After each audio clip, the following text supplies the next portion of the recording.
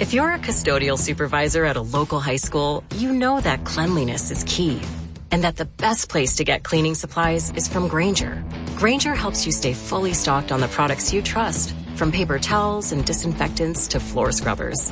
Plus, you can rely on Grainger for easy reordering, so you never run out of what you need. Call 1-800-GRAINGER, click Grainger.com, or just stop by. Grainger, for the ones who get it done. This is the story of the one. As a custodial supervisor at a high school, he knows that during cold and flu season, germs spread fast. It's why he partners with Grainger to stay fully stocked on the products and supplies he needs, from tissues to disinfectants to floor scrubbers. Also that he can help students, staff, and teachers stay healthy and focused. Call 1-800-GRAINGER, click Grainger.com, or just stop by. Grainger, for the ones who get it done. You're listening to Later with Mo Kelly on demand from KFI AM 640. KFI, Later with Mo Kelly. We're live on YouTube, man, the iHeartRadio app. And you know what that means? It's time for Nick Paliocchini. What the hell is up, my brother? What is up? It is good to be here. It was nice to see Chris. That was a nice little treat. Yeah. And he fed us, which is great. So I was off for tonight of being able to feed the crew.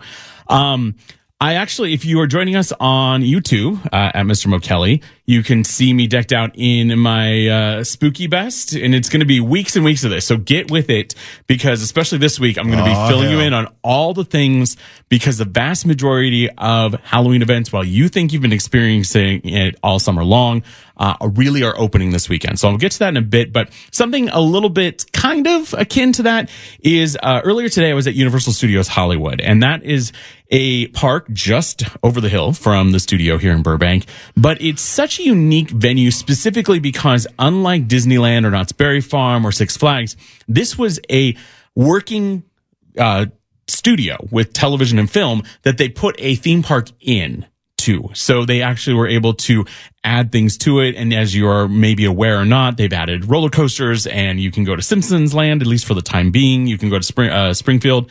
We'll see how that plays out with Disney, because the licensing deal is coming up very, very soon for them. But what is something that Universal does really, really well, and not saying the other theme parks don't do an equally good job in their own way, but Universal Studios Hollywood and also Universal Studios Orlando Resort really take care of their annual pass holders. And so if you're checking out my t-shirt, it says my Universal Studios Hollywood for the Halloween Horror Nights for 2025. But I actually got to go on an epic lights on tour today of Fallout, which I have to be, fully transparent. I have not watched the Amazon Prime series. I'm familiar with the video game, so I knew what was going on. But to be able to go through something that you usually experience with jump scares and sound and everything else, but have all the house lights on and be able to experience it. This was something exclusively offered to annual pass holders, and they were able to book it today and I think tomorrow as well. Just something special. And so Universal does an exceptionally good job of taking great care of really adding to the experience if you are local. And I say that because it's worth it to join their annual pass holder program, specifically because you get to save money, but then you also get to experience these unique things. You get discounts throughout the year. A lot of fun. But Halloween Horror Nights is going into their third weekend. So if you have not been able to check it out, it runs all the way through until the first weekend of November. You've got plenty of time to check it out. Right now, it is running Thursdays through Sundays. It will add Wednesdays as of next month, and then it'll be Wednesday through Sunday all the way through the 2nd of November. But that's just kind of a little tease, and if you were visiting or you're following along with us on YouTube, you're able to get a little bit of a tease of some of the things that are happening there. Now, what I want to do is move into what is opening this weekend, and it is the granddaddy of them all, where nightmares never end.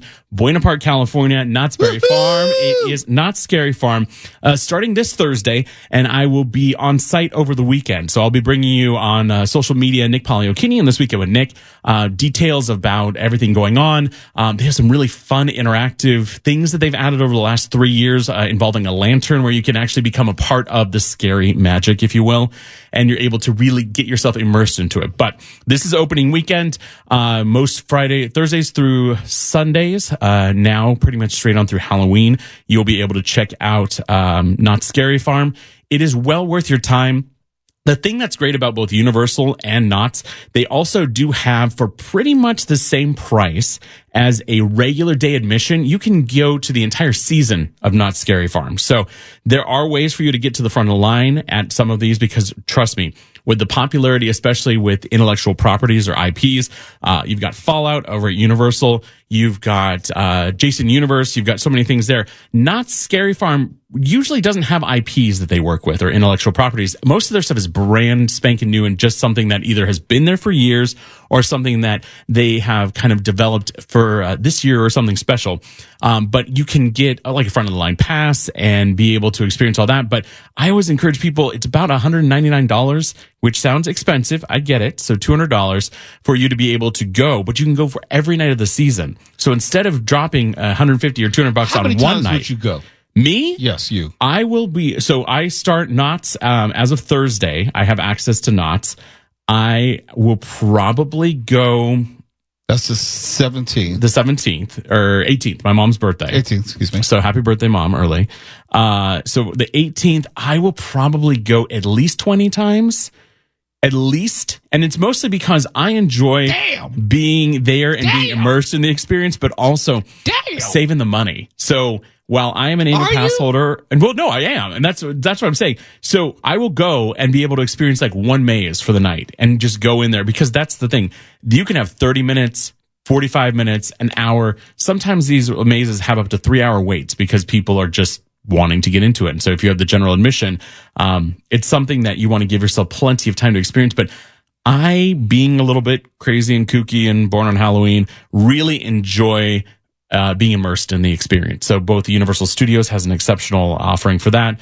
Also, Knott's Scary Farm. And then Six Flags Magic Mountain has their Fright Fest presented by Snickers that also opens this weekend. And what's even more interesting is because Six Flags is now the parent company of both originally Cedar Fair parks like Knott's Berry Farm and also Six Flags properties. So there's a little bit of a crossover. In fact, it's kind of funny because now if you go into one or the other theme park, you're seeing merchandise from both of the two there. So like you'll go in Knott's Berry Farm and it'll be exclusively created for Six Flags on their merchandise. It's a little bit odd, but both of those are really kind of the biggest things that are coming this weekend. I've got more things a little bit smaller, a little bit more interesting to talk about after the break that are also opening this weekend. And I'm a huge fan of 13th Floor Productions has a handful of things. LA Haunted Hayride, Delusion, and also Dark Harbor at Queen Mary are all things that are opening this weekend. Everything is coming to fruition. So you will not just be seeing the decorations at Home Depot and Lowe's, which is mostly moved over to Christmas now, and same with Costco. But we're finally kind of getting there for the biggies for you to check out. So again, third weekend of Universal, that's underway. Some of the days are sold out. You can always check it out online.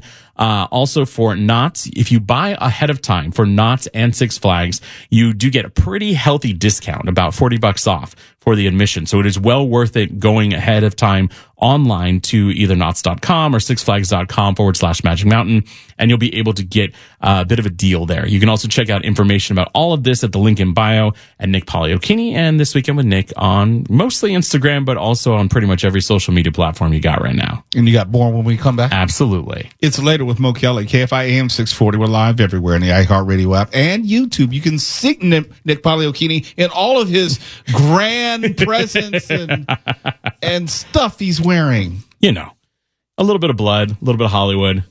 None of it matches, though. You're usually very OCD. I am, but the funniest part is, so this is from Universal Studios. If you're following us, Mr. Mo Kelly on YouTube, this is exclusive to Halloween Horror Nights Hollywood for Universal Studios. There's actually backstage on the Hollywood, or rather the backstage tour. This year is 15th anniversary of Blumhouse. And so you get to experience all the different Blumhouse films, but then you actually get a beautiful Hollywood sign that is drenched in blood, just like my hat. And then obviously the Universal Studios Hollywood annual pass holder t-shirt. So it's all tied in. It may not be color thematic, but it's definitely there for the theming. We'll have more in just a moment. You're listening to Later with Mo Kelly on demand from KFI AM 640. Nick Poliokini. What's up with Nick is on to tell us all what he do. Nick Poliokini. What's up with Nick is on with free 99 for you. Nick Poliokini. What's up with Nick is on to give us fun things to do around SoCal. What's up with Nick is on with Mo Kelly and his crew. AM 640, live on YouTube and the iHeartRadio app. Nick Poliokini, what the hell is still going on? Well, it's not just all the biggies, like I already talked about, Halloween Horror Nights at Universal Studios and Not Scary Farm, and then Fright Fest at Six Flags Magic Mountain, but also some other events are coming this weekend and opening up. First and foremost would be the LA Haunted Hayride. And if you are ever driving pretty much weekends, starting this weekend all the way through the 1st of November, and you're driving along the 5 to the Boyle Heights area, you are going to see fog that comes out onto the freeway. And that is all specifically attributed to the LA Haunted Hayride. So if you've not experienced this, it is an event that is set up at, it used to be the old zoo at Griffith Park, and now it's just Griffith Park itself, a different portion of it. But this actually has some really unique and special installs to create those haunted mazes that you usually experience. And this year, lots of theming, lots of new tie-ins. So Elvira will be actually, Elvira's Trick or Treat Mayhem. Trick or Treat Mayhem has been there for many years, and it does involve a little bit of trick or treating, but plenty of scares, more tricks maybe than treats. But Elvira will be on site and also will have a pop-up shop with some of her goodies, which is kind of cool because it's a new thing coming this year. Also, the haunted hayride, if you've never been on, it's literally, you get on a hayride, you are taken through some of the most terrifying experiences, and you're stuck in that hayride. So you cannot go anywhere. Obviously no one touches you, and you are not allowed to touch anybody else, but it gets real darn close. And then, something that I was looking at, which is kind of interesting, brand new to me, Janelle Monáe is going to be, in collaboration with, the singer, is going to be in collaboration with 13th Floor Productions, who puts on Haunted Hayride. They're going to have Monet Manor. So, she's returning with another legendary party, and this year you're invited.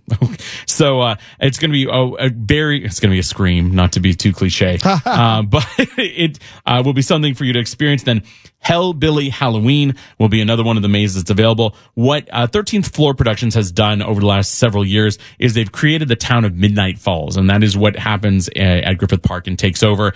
It's really immersive to the point that you will want to go on those through the mazes or the houses, but even just visiting there, the scare actors that are around and the food that's available, kind of an old school kind of fair vibe that happens. Also, it looks like you can add to do some more involved experiences.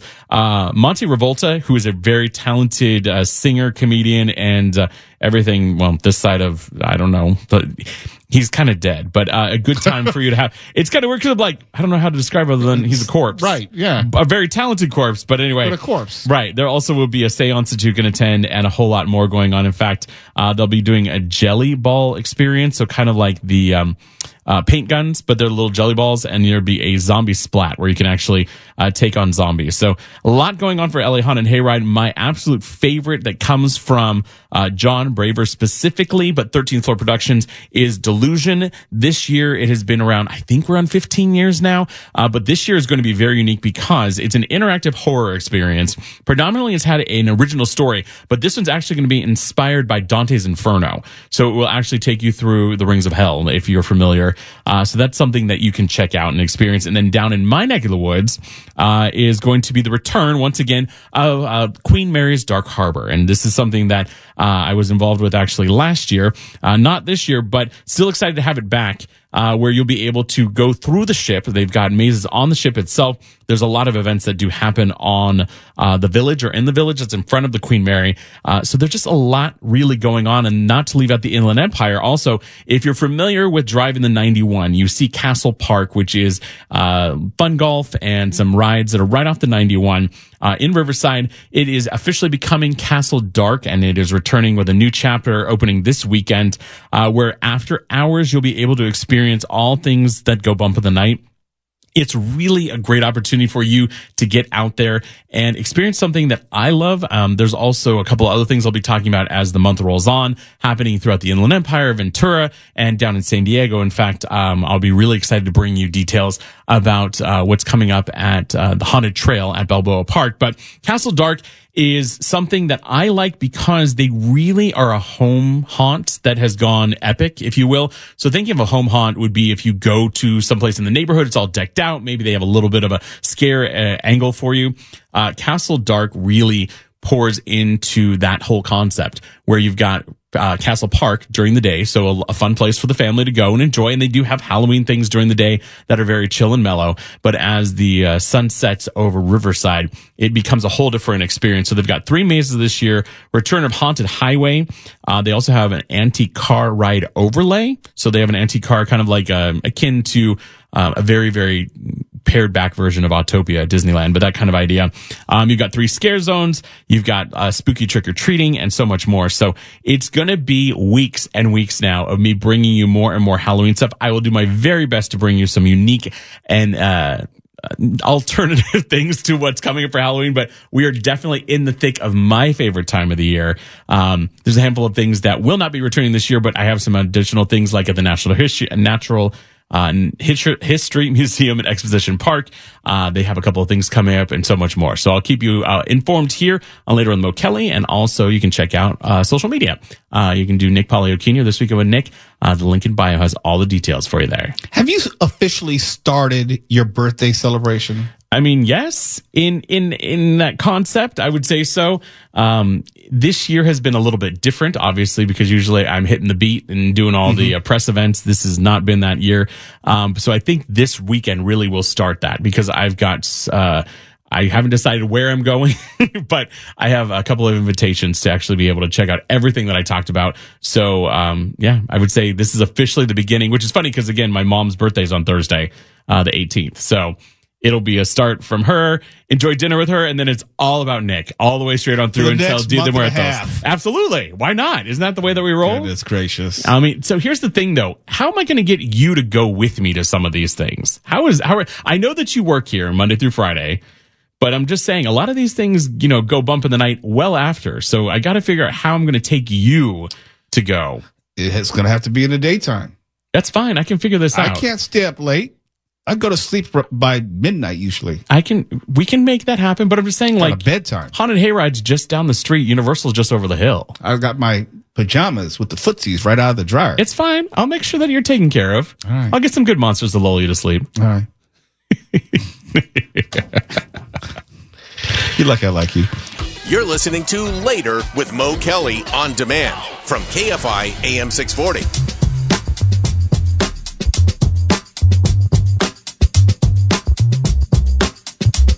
KFI AM 640 is Later with Mo Kelly. And I got to tell you, if you didn't hear the first segment, when I woke up today and I received the message, the news notification that Robert Redford had passed, I got to tell you, that one hit me hard. And it's partly because not only did I love his movies, but also where his movies ranked in my life. I think there are at least 5 movies of his that my father took me to see with him. Now, as a kid, looking back, it's probably like, those are 5 movies that he wanted to see, and he also brought me along, which is fine. But it also gave me a great appreciation of the talent and ultimately the legacy of Robert Redford. And Mark, you and I were bantering back and forth throughout the show about our favorite Robert Redford movie. And at first blush, I would say there's Robert Redford, my favorite movies of his, and there are movies with my favorite performances of his, which may not be the same. And there's certain movies, talking about my father, I remember him taking me to see, and I will always associate certain aspects of Robert Redford with my father for that reason. And I was telling you, Mark, at some point in the show, you had originally asked me what was like my favorite, and I could only think of Butch Cassidy and Sundance Kid at that moment. But then I remember when my father took me to see Brubaker, and I think that was like maybe 1980, and that's definitely one of my favorites. Hey! Hold it right there. Hold it. I'm sorry, I'm replacing you. Coombs, you want to give me a hand here? Oh, Lillian Gray. She's special assistant to the governor. Who is this hole? Beats the shit out of me. The name is Brubaker. You think he's the new warden? I'm sorry, I didn't want it this way, but that's the way it is. What is? Hmm? What is? You're Willits, Earl? Burl. Burl, right. State employee. Purchasing agent. You've been here 3 years next May. 5 years in July. Government service ranking to 7. You're due for an in-grade raise in May. Yes, sir. Part's all true.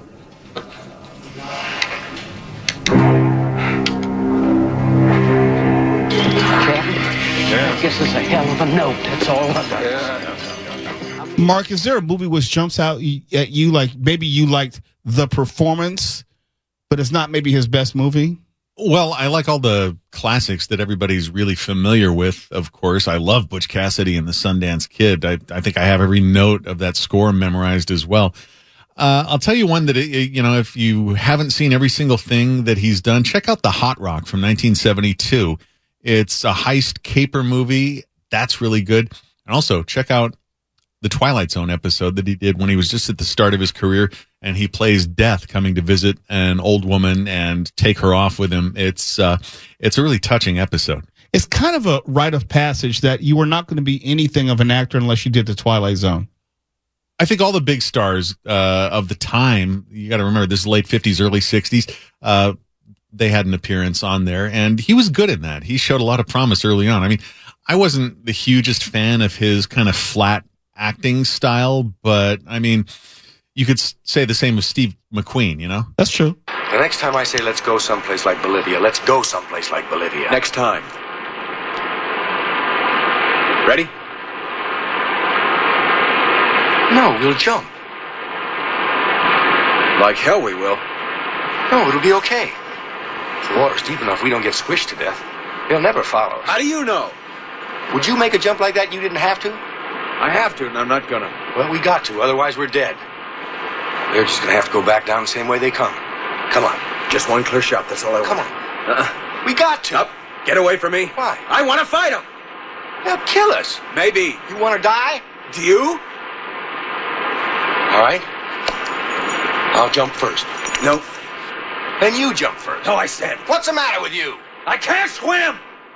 That, of course, is from Butch Cassidy and Sundance Kid. Now, the other two absolute masterpieces that you must watch if you haven't, and they're worth revisiting if you have, are All the President's Men yes. and 3 Days of the Condor. You're absolutely correct on both of those. Absolutely. I hate it when we agree, but I have to agree on those too. Yeah, it sucks when we agree on something, but these are really good movies. And I know everybody from my generation cited All the President's Men as reasons that they got into journalism, while I was citing Kolchak the Night Stalker.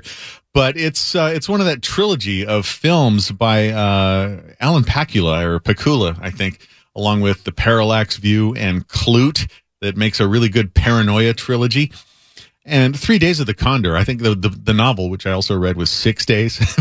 they had to trim 3 of the days for the budget. That is such a solid spy movie. Not James Bond, fantastical boys' own adventure spy movie, but like a grown-up, intelligent spy movie. You've got to see that if you haven't.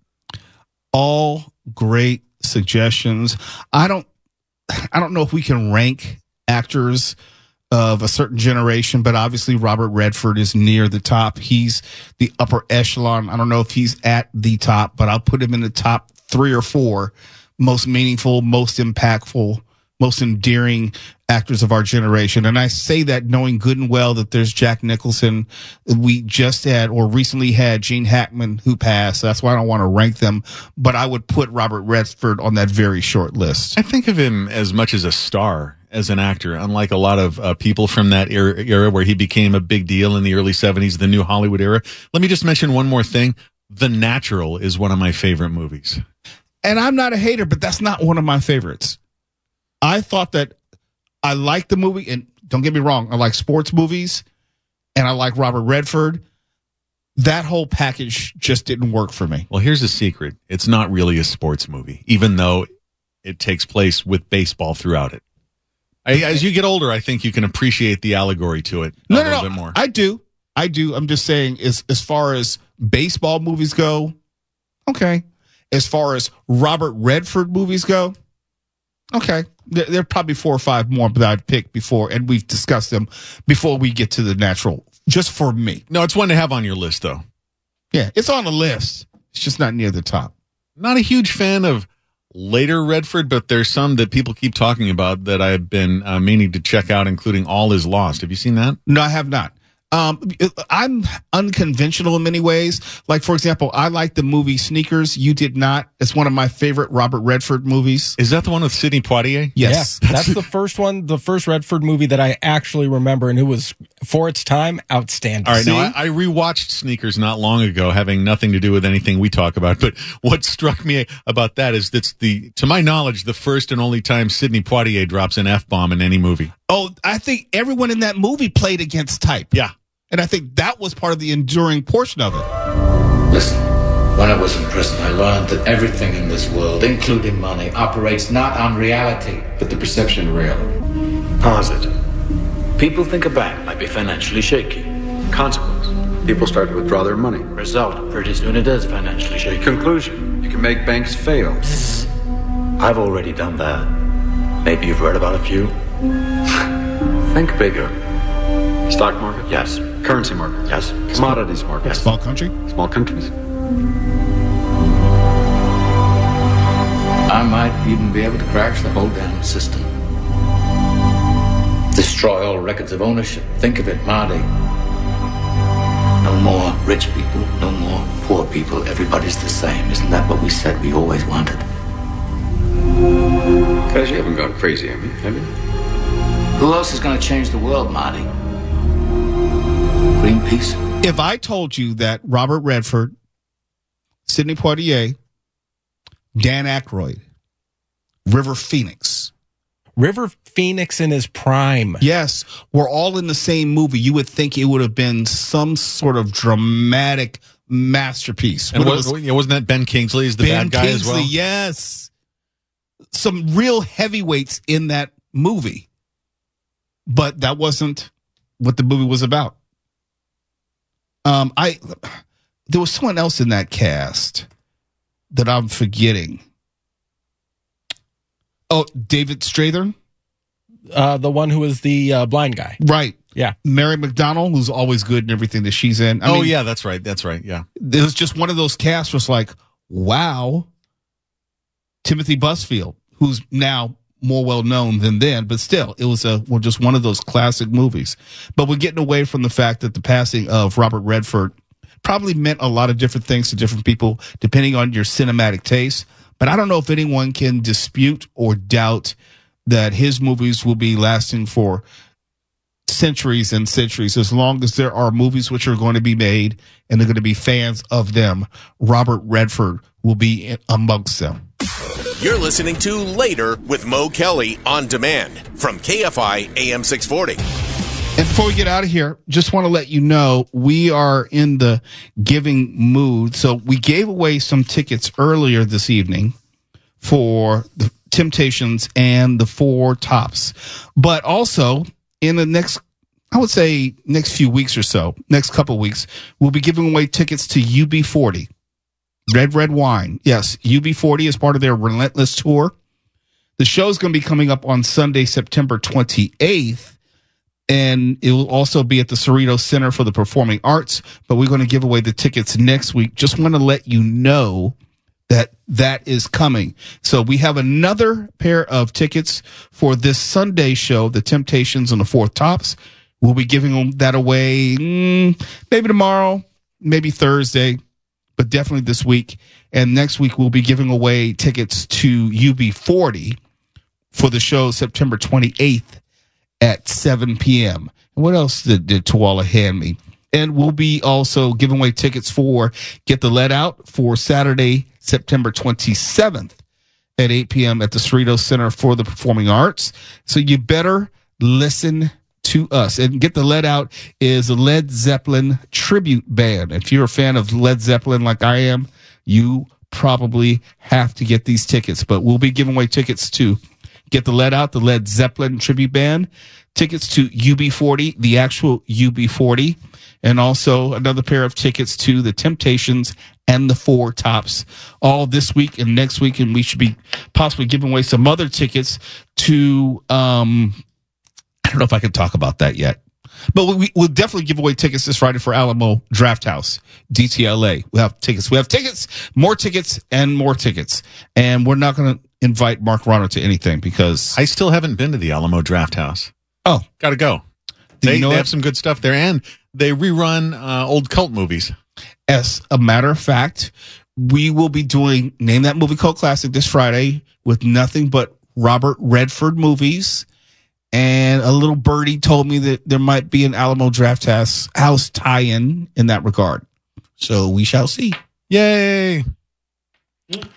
And also, what was it? Nick Poliokini, got to ask you real quick. Do you have a Robert Redford favorite movie? I don't. It's funny. I was looking through it, and it's pretty much everything that you've already named are the films specifically that I've watched, and it was something that both my parents really enjoy. Don't Robert make Redford. me feel old like that. You're. Yeah. I am Yeah, not my that parents many years told me behind. about No. about the Robert Redford of the 1970s. I wasn't born yet. Right. No. But yes, it was all the same. So I don't have anything else new to add to the conversation in that regard, but he would definitely be missed. And I definitely, unlike Ronner, did enjoy some of, granted, I'm not pulling them off the top of my head, but some of the more recent things in his later years. What about his late in life Marvel appearances? I was talking about that with Tuwala, and I have to give him great respect for that because since I had seen just about every Robert Redford movie there was, and he was in his 80s at that point, he could have very well have just mailed it in, and he gave a very much Robert Redford-esque delivery and performance.